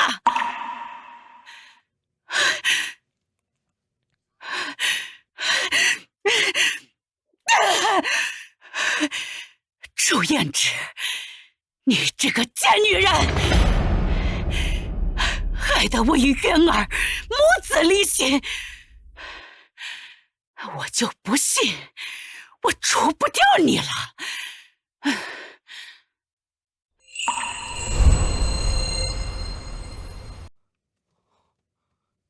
哎呦，我的药！哎呀，大娘，对不住，我再给您重包一份啊。爹。啊，我在军中也倒些草药敷上啊，我帮你啊。哎呦，齐将军，您还是歇着吧。爹，您要追我娘，您就去岗山村，来广济堂干什么呀？我去了，你娘根本就不见我，她见着我扛着锄头就往玉米地里跑，所以就先想来你这儿看看情况。哎，我儿子真厉害，成了小神医了，真不愧是我儿子。您是不是在我娘那块儿碰钉子了？哎，还真被你小子给说中了，金银首饰、绫罗绸缎，挨个送了个遍，他全给我退回来了。我在院门口待着，他连门都不给我开一下。来，我教你个招。啊！这2天玉米丰收，娘心里光记着玉米呢。您要是把玉米卖出去，卖个好价钱，她肯定开心。这能行吗？保证，保的真的。好儿子，卖玉米是吧？包在爹身上，我这就去看看到底什么个情况啊！走了。哎，年年，你爹这是又找到新方向了？但愿他这次可不要再帮倒忙了。年年，来，快尝尝，这可是今天刚下的玉米，尝尝。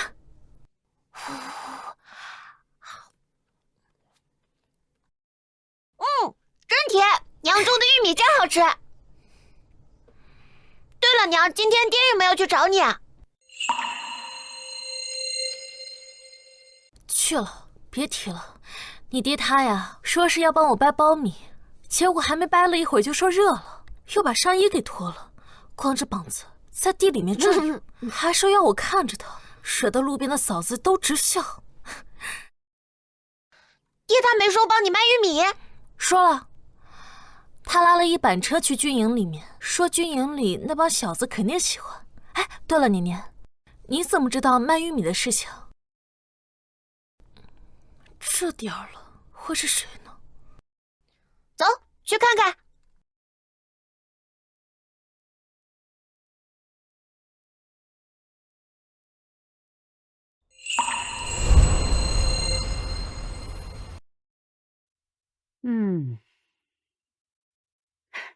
哟，正吃饭呢。巧了，想着你们母子2人过日子，平日里吃的肯定简单，特意来给你们添个菜。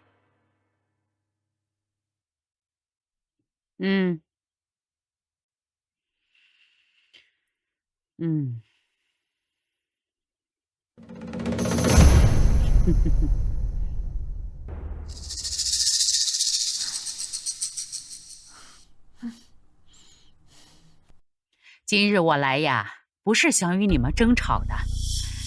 渊儿既然回来了，她的心性我也拗不过。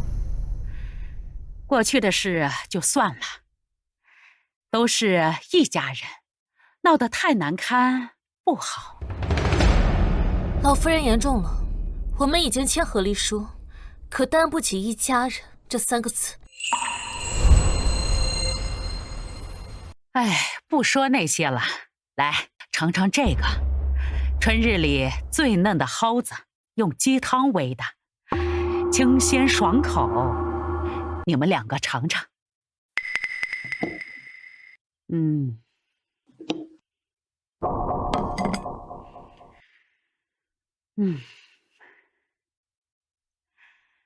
还有这酒是府里藏的佳酿，你也尝尝。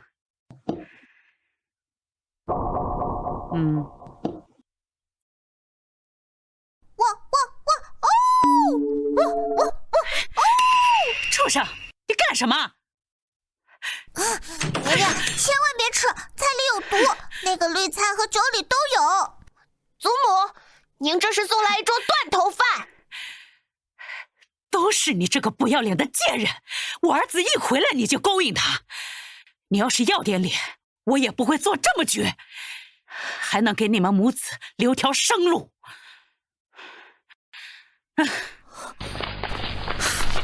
你们干什么？放开！娘，你放开我！放开我！你们要干什么？老夫人，你疯了！既然好话不听，那就别怪我心狠，喂他们吃下去，吃下去就清净了。死狗，走开！娘，住手！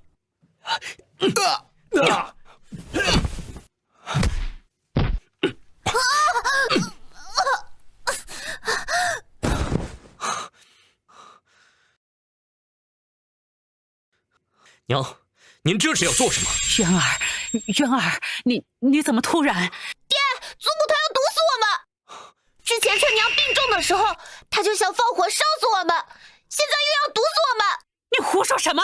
那场火就是个意外！我没有胡说，那天晚上我亲耳在门外听到的。祖母说要放火烧死我和娘，所以我和娘才逃出来的。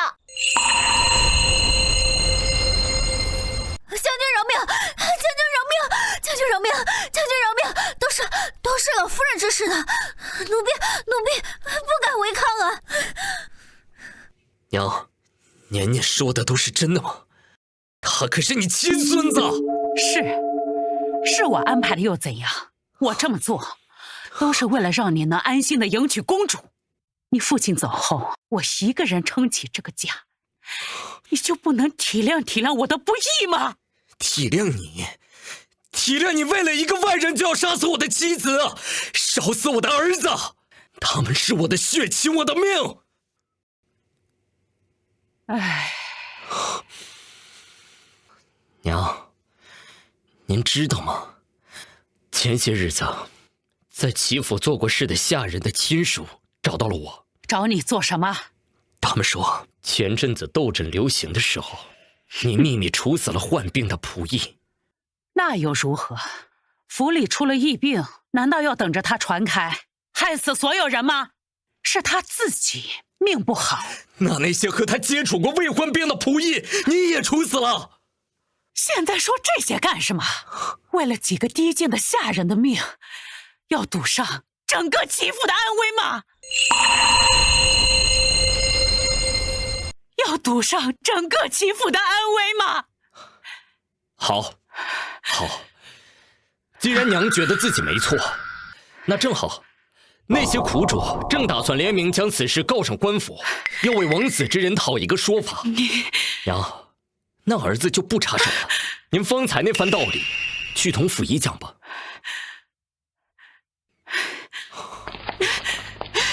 娘儿，小黄过来。秦月，你给我回来！是要不管你亲娘的死活了吗？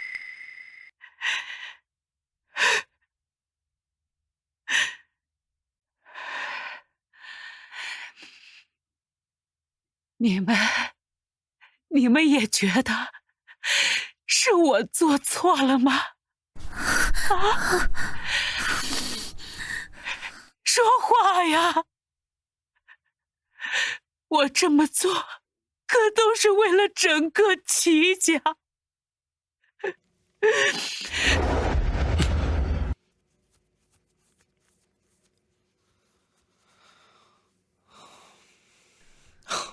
爹，这个宅子好漂亮啊！这是圣上这次赏赐下来的宅子，你们可以先在这里住下。不必了，我们两个已经合理，而且我们已经有自己的住处。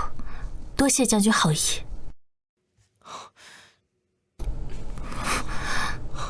胭脂，就让我补偿你们吧。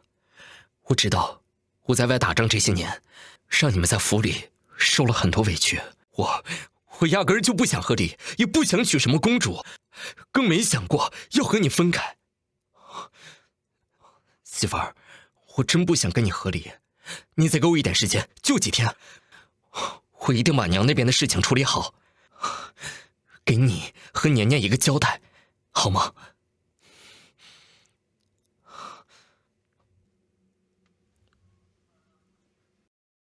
对了，爹，你今天不是拉了一袋玉米去军营了吗？怎么样？这些兵哥哥们喜欢吃吗？对，是拉了一袋玉米去军营啊。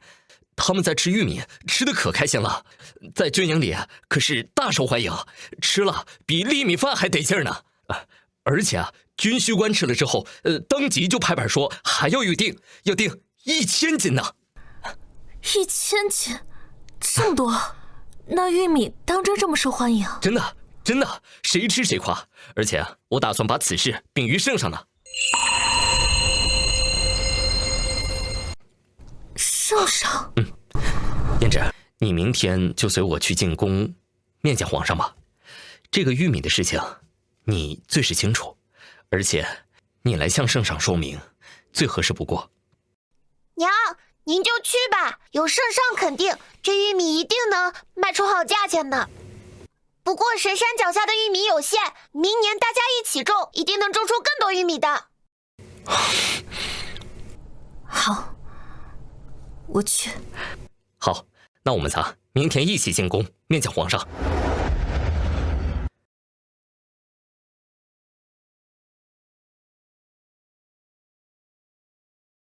此物口感饱满，自带清甜，很是奇妙。祈愿，你说此物叫玉米？回陛下，正是。那是谁发现的？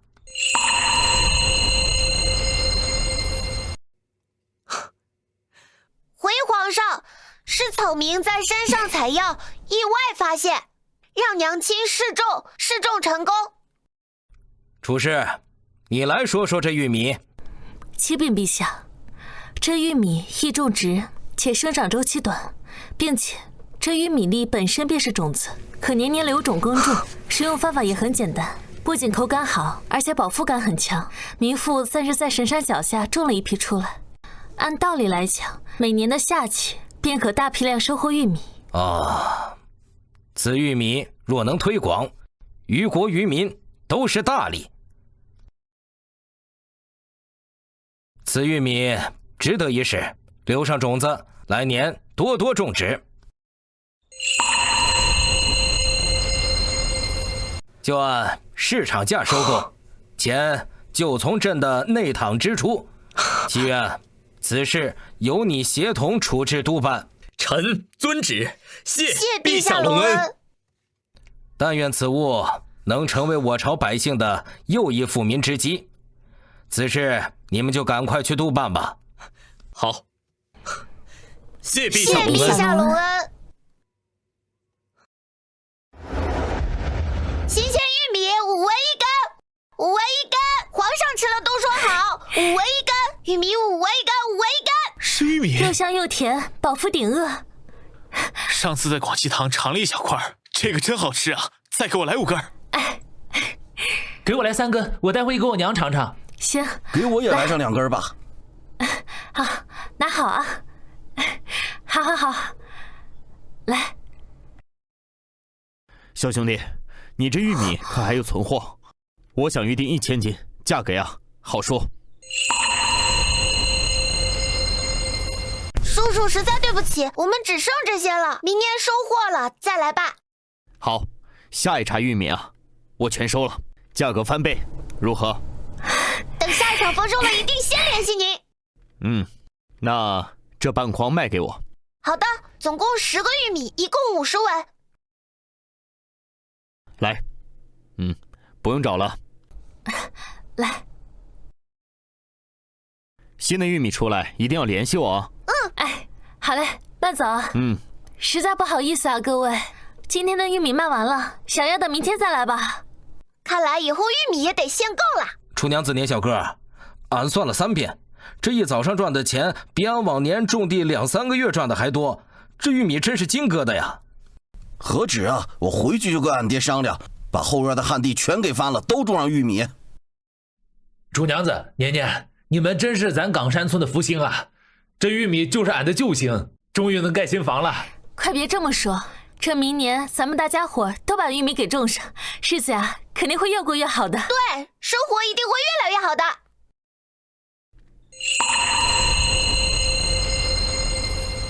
越赚越多，以后咱岗山村就叫玉米村，让其他村都羡慕去。年年，好消息，天大好消息！你祖母因虐杀下人勾结公主，陷害你们等事被查明，皇帝下旨他被夺诰命，禁足佛堂，此生不得出府。真的？那可太好了！娘，太好了，我们以后终于不用再担惊受怕了。是啊，年年，咱们娘俩的好日子终于要来了。好日子到了，我们岗山村的好日子到了。7年，楚彦芷上前听风。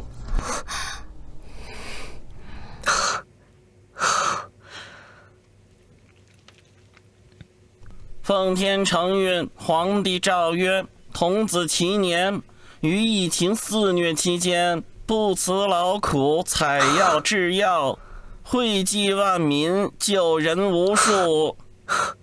民女楚彦芷引众新粮献于朝廷，历在千秋，着赏赐如下：御赐中济惠民金匾1道，悬于广济堂，以彰其德；另赏黄金1000两，京郊良田百顷，府邸1座，以酬其劳。特封7年为御前医童，赐其出入宫禁之权，可随侍太医学习。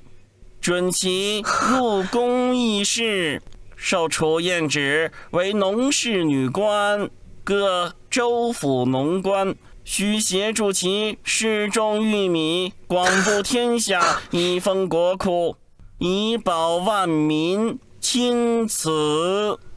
草民皆旨，谢皇上隆恩，万岁万岁万万岁！望尔等不负朕望，继续秉持初心，造福百姓。平身吧。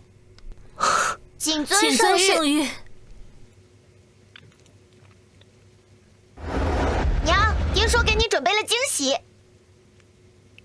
这是胭脂，希望你喜欢。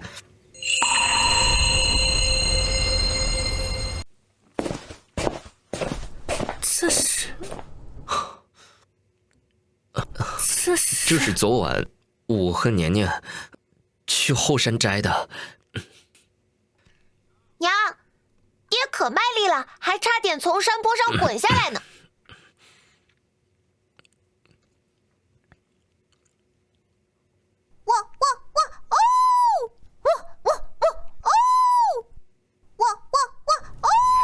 谢谢你啊，小黄。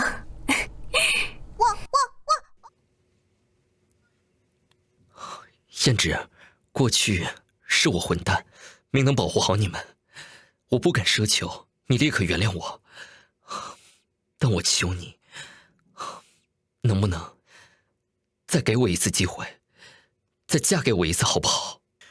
我一定不会再让你和年年受到任何人的伤害，我会做一个好丈夫，一个好父亲。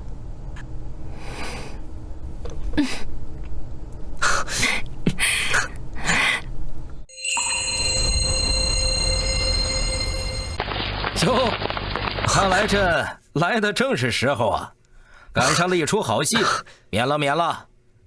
这本来是要给你2人下旨成婚的，可是齐爱卿死活不让，说他要凭自己的本事把媳妇儿给追回来。如今看来，齐爱卿是得偿所愿了。陛下见笑了，臣只是让他知道我的心意与圣旨无关。民妇谢陛下关怀。